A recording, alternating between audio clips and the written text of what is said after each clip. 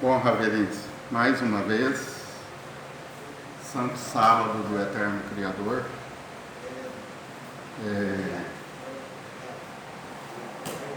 Nos encontramos então na presença do Eterno para saciar mais uma vez da sua santa e preciosa palavra. Nós vamos falar nessa paraxá de um projeto, não é isso?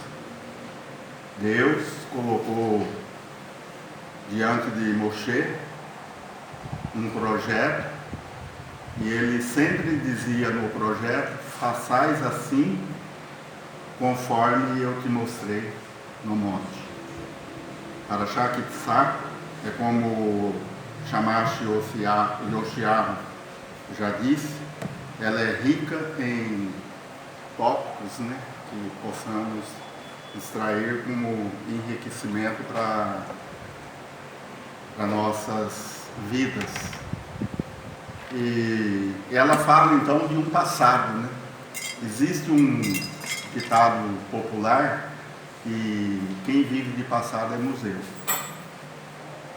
Mas o Eterno diz, através do profeta Isaías, capítulo 46, lembrai-vos das coisas passadas, que eu sou Deus e que eu não mudo. Então, para Deus não há passado, né? Lembrai-vos das coisas passadas, que eu sou Deus e que eu não mudo, e que anuncio o fim desde o princípio. E isso nós já podemos observar lá em Bereshit, quando ele começa a revelar como foi o princípio da criação. Ele diz: Bereshit bara Elohim et hashamayim ve'et haaretz. Et, um acréscimo em cima da preposição hashamayim, e ali a gente pode entender que o et já está anunciado juntamente com o tav. Ele é aquele que é sem princípio e sem fim. Então anuncia o fim desde o princípio. Chama a ave de rapina desde o oriente e o homem do meu conselho desde os quatro cantos remotos da terra. Portanto, é interessante entender que Deus sempre chama o homem do seu conselho. Porque, na verdade, Deus não precisa de conselho. Embora a gente temos em um determinado lugar da Torá o próprio profeta aconselhando a Deus para que não destruísse o povo, porque iria acontecer algo terrível, né? Ó Senhor, se tu destruíres o povo, o que dirão as nações, né, os egípcios, que tu tiraste o povo com mão forte do Egito e depois não pôde dominá-lo no deserto. Então Deus ali, ele se arrependeu da sua ira, né, e voltou atrás. Mas essa paraxá, ela fala em a adoração do bezerro de ouro, fala da quebra das tábuas, e ela fala também da contagem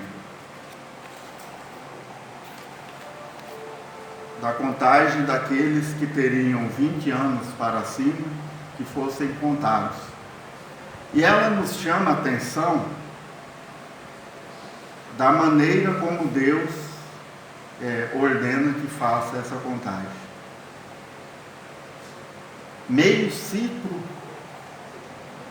né, de prata, né, shekel, seria dado como resgate da alma. E aí nós podemos também observar o valor que tem o homem para Deus.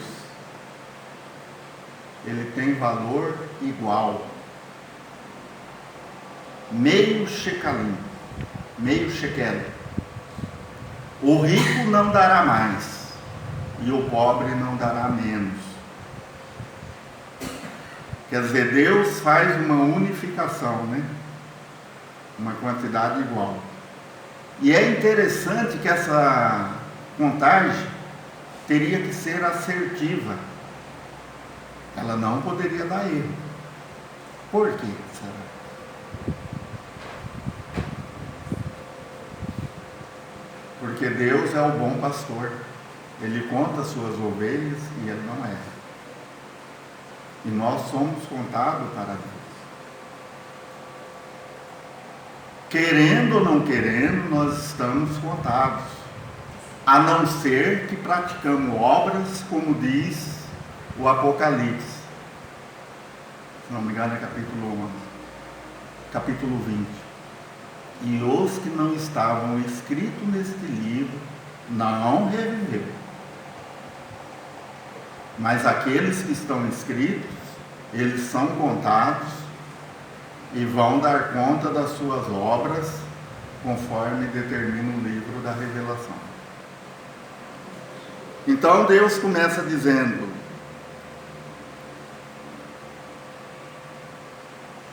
e falou o Eterno a Moisés: quando tu fizeres o censo dos israelitas, para determinar seu número, cada um será contado, dando uma oferenda de expiação para a sua vida. Dessa maneira, eles não serão atingidos pela praga quando forem contados. Entende? Se contassem, não haveria praga para aqueles que fossem contados. Poderia haver a praga então para aqueles que não fossem contados, mas aqueles que estavam contados não haveria praga. Todo aquele incluído no censo deve dar meio shekel. Isso será pelo padrão do santuário, onde um shekel corresponde a 20 gueiras, metade de um shekel deve ser dado como uma oferenda a Deus. Todo homem acima dos 20 anos de idade será incluído nesse censo e dará essa oferenda a Deus. O rico não pode dar mais e o pobre não pode dar menos. Tomarás esse dinheiro de expiação dos israelitas e o usarás para fazer a tenda da comunhão. Ele será assim uma lembrança para os israelitas diante de Deus, para expiar por suas vidas. Olha, o dinheiro ia ser usado para quê? Pela contagem, mas para a manutenção do templo, para a construção da A construção. Então isso significa que quando os israelitas entrassem dentro da tenda, ele sabia que ele tinha valor igual naquela construção. É como se eu chamasse aqui o Matiarro e falasse: vamos comprar esse determinado carro de sócio, e ali o carro custasse 20 mil reais, e eu desse 10 mil, e ele desse 10. Mas se ele desse 10.100 reais, e eu desse apenas 9.900, o que estaria acontecendo comigo? Eu não tinha o mesmo valor daquele veículo, isso. Eu não seria proprietário na mesma proporção, porque faltou. Mas Deus, que usa as suas devidas mitzvot como real, ele faz dessas formas. O escritor de Romanos, capítulo 12, versículo 1, eu até gostaria que alguém lesse para nós. Romanos, capítulo 12, versículo 1.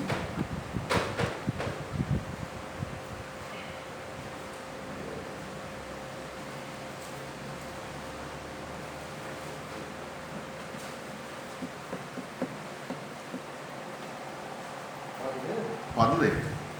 Rogo-vos, pois, irmãos, pela compaixão de Deus, que apresenteis os vossos corpos em sacrifício vivo, santo e agradável a Deus, que é o vosso culto racional. E não sejam conformados com este mundo, mas sejam transformados pela renovação do vosso entendimento, para que experimenteis qual seja a boa, agradável e perfeita vontade de Deus. Tá bom. Rogo-vos, irmãos, pelas misericórdias de Deus, que ofereceis o vosso corpo como sacrifício vivo e santo diante de Deus. Então, Deus que diz que Ele que é para nós lembrar das coisas passadas, que Ele é Deus e que Ele não muda, é esse Deus que está dizendo que os nossos sacrifícios devem continuar como vivo e agradável diante dele. É por isso que nós podemos ver que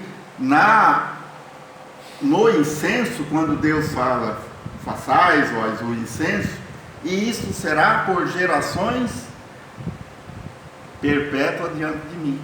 Entenderam? Então nós continuamos a fazer o nosso sacrifício vivo e agradável diante de Deus. E ele ainda disse o quê?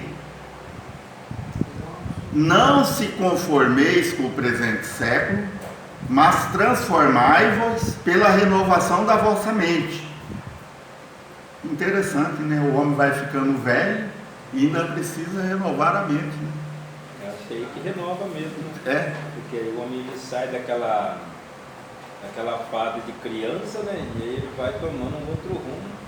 Transformai-vos pela renovação da vossa mente, para quê? Para que possais entender qual é a santa e perfeita vontade de Deus. Então, esse ditado de quem vive de passado é museu é um ditado supérfluo, insignificante. Tem muito que fala, o mesmo que falou que o passado é museu, mesmo que fala que certo é contigo de hoje. É o povo. Justamente. Gente, aquele que não analisa o passado, ele não entende o presente. E aquele que não entende o presente, ele não é capaz de projetar o futuro. Não é. A não ser que ele fosse um museu, né? Um museu vivo, né? Falar, não, eu entendo lá do passado, sei o presente e o futuro. O único homem assim é Raul Seixas, né? É. Ah, é. Ele nasceu há 10 mil anos atrás. Então, nós temos nessa paraxá. Oi. Uma lembrancinha que eu do rei Ezequiel, que eu acho que fala que, comparando isso que você está dizendo, né? Mais ou menos cresceu mais o conhecimento, né? Que falou. Ele fala que ele vale o rei Ezequiel, mais depois que ele deu pleno conhecimento e crescer, aí que ele vai conhecer a Deus de verdade, ele vai. Você vê que tem várias observações com relação a isso, né? Tem a observação do meio shekel, a pessoa em si, independente de onde ela esteja, ela representa meio shekel. Não é diminuindo e muito menos aumentando. Mas quando a pessoa se congrega, quando ela está com toda a sua irmandade, então todas elas, cada um vale meio shekel. Mas na busca do eterno, quando a pessoa começa a buscar o eterno, complementando com o eterno, ela vale um shekel. Ou seja, toda a congregação valendo um ser completo, né? Quando ela busca Deus. Eu lembro da palavra, eu lembro do versículo que o senhor usou na outra mensagem, ele falando que temos muito firme a palavra dos profetas, a qual vem fazer estar atento com uma luz que alumbia em lugar escuro, até que o dia esclareça e a estrela da alva apareça em vossos corações. Então temos muito firme a palavra dos profetas. Quem não fala nos profetas, então, né? Não tem como. E os profetas falaram no passado, né? Os profetas falaram no passado. Bom, quanto à quebra das tábuas, nós tivemos um prejuízo. Alguém parou já para imaginar qual foi esse prejuízo? Às vezes ninguém se atentou para isso, né? Vamos ler o Apocalipse 11, 19? Hã? Entendi. Tem uma aqui, né? Não, então deixa sobrando aqui. Tem? Deu licença, então. Apocalipse 11, 19, o que diz?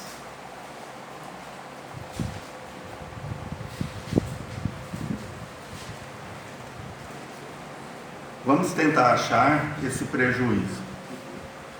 Deus diz assim, está nas tábuas do testemunho, que Anohi Adonai Elohei, eu sou o Senhor teu Deus.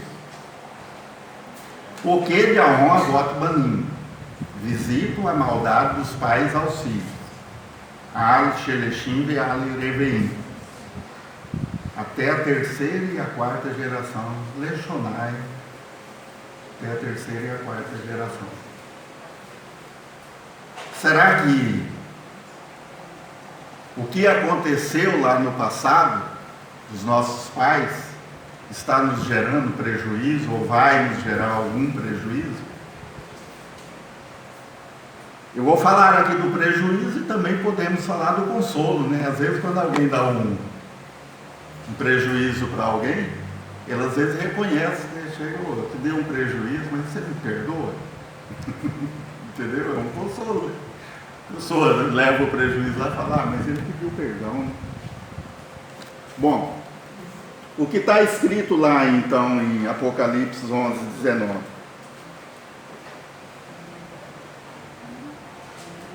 Nesse momento se abriu o santuário de Deus nos céus, e ali foi observada a arca da aliança.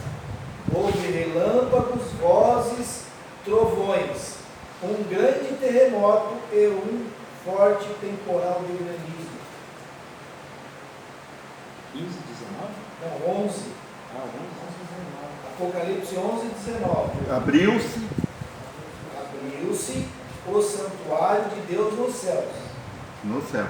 E ali foi observada a arca da aliança. A arca da aliança.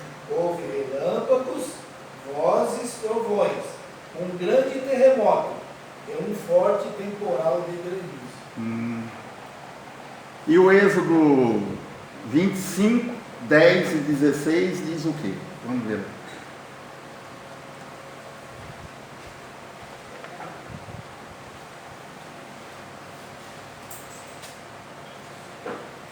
E alguém já acha o Êxodo? Êxodo 25, 10. 10 e 16. 10 ao 16? É. Ele diz assim, ó, e também farão uma arca de madeira de cetim, e seu comprimento será de 2 covados e meio, e a sua largura de 1 covado e meio, e de 1 covado e meio sua altura, e cobri-la-ás de ouro puro por dentro, e por fora a cobrirás, e farás sobre ela uma coroa de ouro ao redor. E fundirás para ela 4 argolas de ouro, e as porás nos 4 cantos dela, 2 argolas no lado dela, e 2 argolas no outro lado dela. E farás varas de madeira de cetim, e as cobrirás com ouro, e meterás as varas nas argolas aos lados da arca, para se levar com eles a arca.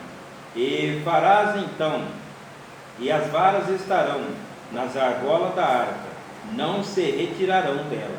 Depois porás na arca o testemunho que eu te darei. Amém. Entenderam? E colocarás na arca o testemunho que eu te darei. Ou seja, Deus, antes que nós construíssemos o tabernáculo, Deus mandou fazer o quê? A arca. E nessa arca, quando Moisés entendeu ali o projeto, tudo certinho, etc. tal, ele já sabia o que ele ia pôr ali dentro, não é isso? Então Moisés tinha uma determinada consciência daquilo que ele estava fazendo. Mas aí, presta atenção, vamos ler 34, do 1 ao 5, que diz assim: Então disse o Senhor a Moisés: Lavra 2 tábuas de pedra, como as primeiras, e eu escreverei nelas as mesmas palavras que estavam nas primeiras tábuas. Que quebrasse. Está entendendo aí? E prepara-te para amanhã, para que subas pela manhã ao monte Sinai, e ali te apresentes a mim no cume do monte. Ninguém suba contigo, ninguém apareça em todo o monte, nem ainda ovelhas nem gado se apresente defronte dele.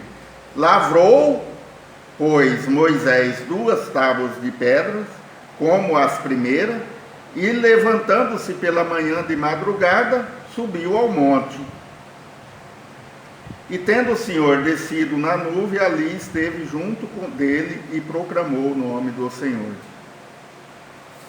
Então, eu estou tentando ver se nós conseguimos ver aqui qual foi o prejuízo. As primeiras tábuas, quem lavrou?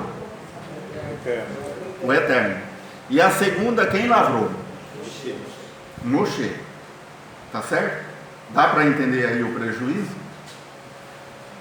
Lá no livro da Revelação, abriu-se o templo de Deus. Tá certo? Abriu-se o templo de Deus, que se encontra onde? Nos céus. E foi visto o quê? A Arca da Aliança. Que está dentro dela o quê? Testemunha. Entenderam? Torá. Qual é o prejuízo?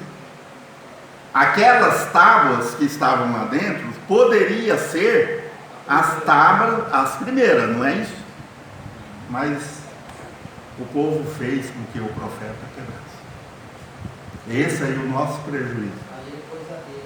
Hã? Ele fez a dele por a dele, não a do Eterno. Daí já entrou o castigo, né? O que Moisés teve que fazer? Lavrar outras tábuas. Lavra as tábuas. Quando ele subiu ao monte, as tábuas não já estavam lá? A primeira vez? Entendeu? Ele teve que subir todo o monte com as tábuas.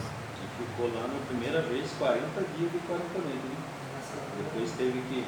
Ele desceu com as tábuas e quebrou. Está vendo aí o nosso prejuízo? Agora, o consolo está em Bereshit, capítulo 1, versículo 26. Nasce Adão, Betsalemeno, que dimuteno, façamos o homem, a nossa imagem e semelhança, virtude de gato e raião. O domínio sobre os peixes das águas, o veof e rachamai, as aves dos céus, o verrol, eremesh, haromesh, aleharetz, e sobre todo o réptil que se arrasta sobre a terra. Então, quando Deus fez o homem, ele fez a imagem e semelhança, porque ele sabia que o homem era capaz de fazer aquilo com a qual ele ordenasse. Então Moisés quebrou as tábuas e Deus só estava imaginando, você vai fazer outra igualzinho. Então isso aí é o nosso consolo. Entenderam? Nós sabemos. Oi. Pode? Eu quero aprender primeiro, quem foi feito primeiro, o tabernáculo ou a arca? A arca. Vai falar dos dois. A arca foi feita primeiro? A arca foi feita primeiro. Ela não foi posta dentro do tabernáculo? Exatamente. Quando terminou o tabernáculo, ela já estava pronta e entrou dentro. Ela não foi feita então, depois dele feito, não foi aqui, foi ela não, né? Quero aprender, depois do tabernáculo feito, Deus falou para Davi, eu andei em tenda durante todo o tempo que Israel esteve no deserto. E Davi prometendo fazer o templo, né? E Deus achou muito bom e falou, não é você, mas depois não vou acrescentar mais, mas eu andei em tenda, quer dizer, agora eu quero aprender, depois da tenda feita, não, o tabernáculo, se aí foi feita a arca, ou ela já veio... Não, ela já estava pronta. Deus começa a fazer esse projeto aqui, dizendo para Moisés, tu construa uma arca, dá a medida, um côvado, né? Um côvado de comprimento, um de largura, de altura, etc. Tal. Não me recordo aqui direito. E eu, para colocar dentro dela, da arca, o testemunho que eu te darei. Aí depois ele nomeia, aí Deus começa a falar, eu enchi do Espírito a Oliabe, a Betzalel, para fazer esses utensílios. Então, Deus, além de dar sabedoria àqueles homens, ele ainda encheu do Espírito dele, para que fizesse aquilo. Então a gente tem aí uma reverência e um entendimento o quanto vale, o quanto é precioso a arca. Ela foi feita primeiro. A nossa casa, a gente constrói ela primeiro, né? E essa arca, ela existe ainda guardada pelo Eterno. A gente entende assim, né? Porque está lá no livro da Revelação. Ela não está na Capadócia, pode ter certeza disso. Comentaram que já disseram que acharam, né? Diz que acharam, está na Capadócia, sei lá o que, tem lá os guardião. Conversa para boi dormir, né? Os guardião que não são autorizados, né? Nunca foi, né? Está lá guardando a arca. Mas isso é conversa, como se diz assim, o Orochi Yohanan, né? Conversa para boi dormir, né? História de Indiana Jones. Então, A história da carochinha. nós temos aí um determinado prejuízo, mas temos um consolo, porque Deus, o profeta se irou, né, quando ele desceu, porque o próprio Deus falou, olha, desça lá, porque o teu povo, né, o teu povo se corrompeu e está fazendo o bezerro de ouro. Vamos ver aqui o que aconteceu então. Vamos ver se eu consigo achar. Mas Aquela massa de coco engrossou. nós lemos aqui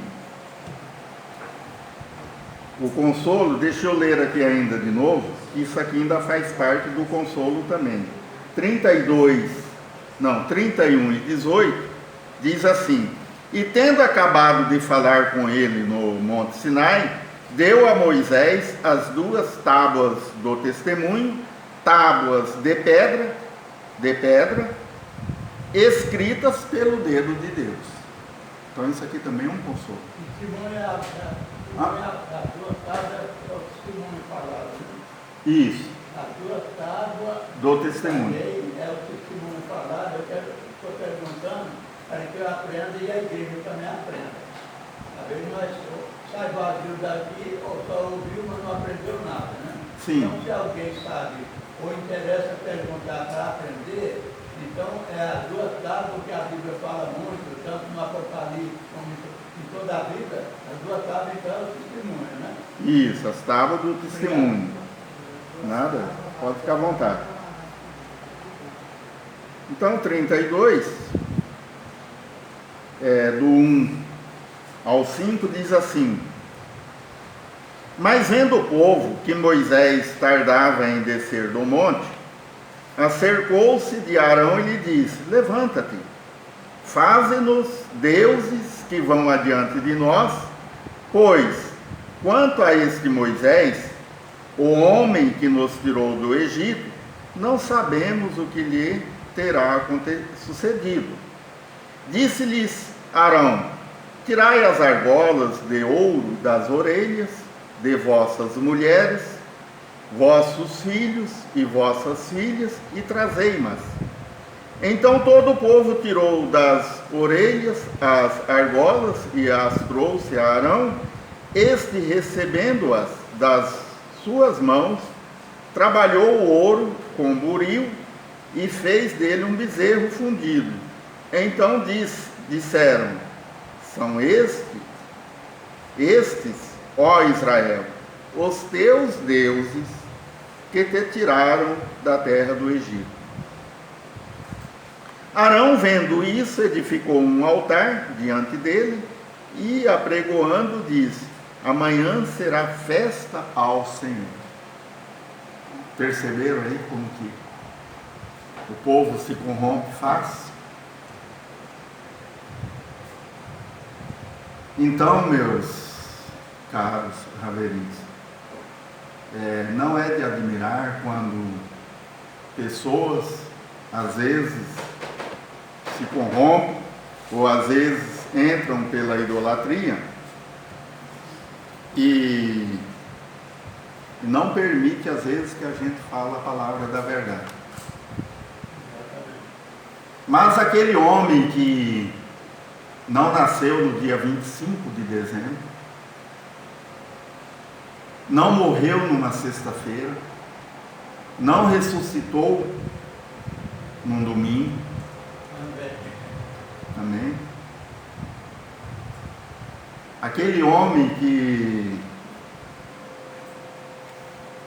da sua boca não houve dolo, aquele homem que também não foi criado metade mulher, metade Espírito Santo, aquele homem disse assim: conhecereis a verdade e a verdade vos libertará.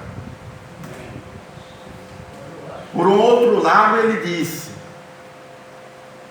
para os contradizentes: vós tendes por pai o diabo e quereis fazer os desejos de vosso pai. Ele foi homicida desde o princípio e nunca se firmou na verdade. Quando profere mentira, fala do que lhe é próprio, porque é mentiroso e pai da mentira. É esse homem que disse: conhecereis a verdade e a verdade vos libertará. Eu quero ver se eu acho aqui livro de Reis. Vamos ver se é isso aqui mesmo. Vamos ver. Porque estava parece que até na indicação da Raftará. Primeira Reis 18, né? Então vamos ver.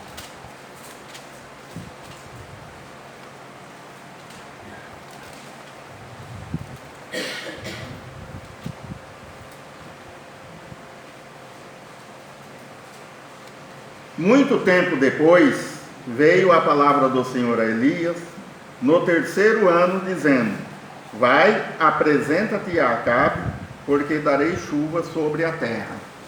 Isso significa que a terra estava sem chuva, não é isso? Partiu, pois, Elias a apresentar-se a Acabe, e a fome era extrema em Samaria. Acabe chamou a Obadias, o mordomo. Obadias temia muito ao Senhor, porque quando Jezabel exterminava os profetas do Senhor, Obadias tomou 100 profetas, e de 50 em 50 o escondeu numa cova, e os sustentou com pão e água. Disse Acabe a Obadias: vai pela terra a todas as fontes de águas, e a todos os vales, pode ser que achemos erva, para que salvemos a vida dos cavalos, aos cavalos e mulos, e não percamos todos os animais. Repartiram entre si a terra para percorrerem.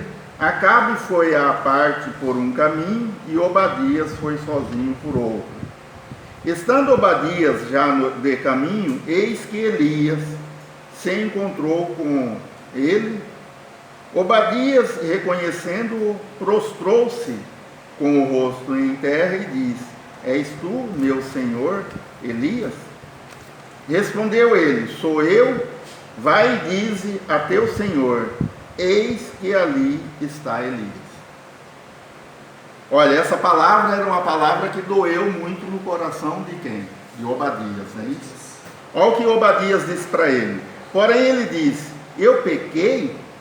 Não, em que pequei, para que entregues teu servo na mão de Acabe e ele me mate? Porque Obadias sabia da história muito mais do que qualquer um, né? Ele era o mordomo de Acabe, e Jezabel mandou matar os profetas, e ele escondeu 100 profetas. Provavelmente Elias estava no meio desses 100, não é isso? Que ele conheceu. Tá certo? Aí o que disse profeta Elias para ele, respondeu-lhe: sou eu, vai e dize a teu senhor, eis que está Elias.